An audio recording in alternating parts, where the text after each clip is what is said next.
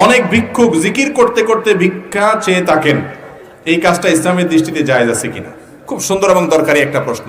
যত ভিক্ষুক আছে আমাদের দেশে, ভিক্ষুক বেশিরভাগই দেখা যায় নিজে নামাজ কালাম পড়ুক আর না পড়ুক, আল্লাহর নামে জিকির করতে করতে ভিক্ষা চায়, আছে না নাই? এটা সম্পূর্ণভাবে নাজায়েজ একটি কাজ, কারণ এটা হলো আল্লাহর দ্বীনকে, আল্লাহর জিকিরকে, ইবাদতকে বিক্রি করা। দ্বীনকে বিক্রি করে ভিক্ষা চাওয়া জায়েজ। এমনিতে ভিক্ষা চাওয়া ইসলামের দৃষ্টিতে কোনো প্রশংসনীয় কাজ না, মানুষের কাছে হাত পাতা ভালো জিনিস না।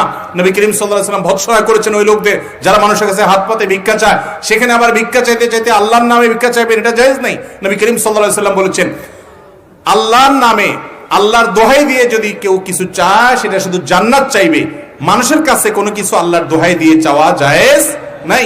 অন্য এক হাদিসে আসছে নবী করিম সাল্লাল্লাহু আলাইহি ওয়াসাল্লাম বলেছেন, আল্লাহর অভিশাপ, আল্লাহর লানত নাজিল হয় ওই ব্যক্তির উপরে যে ব্যক্তি আল্লাহর দোহাই দিয়া মানুষের কাছে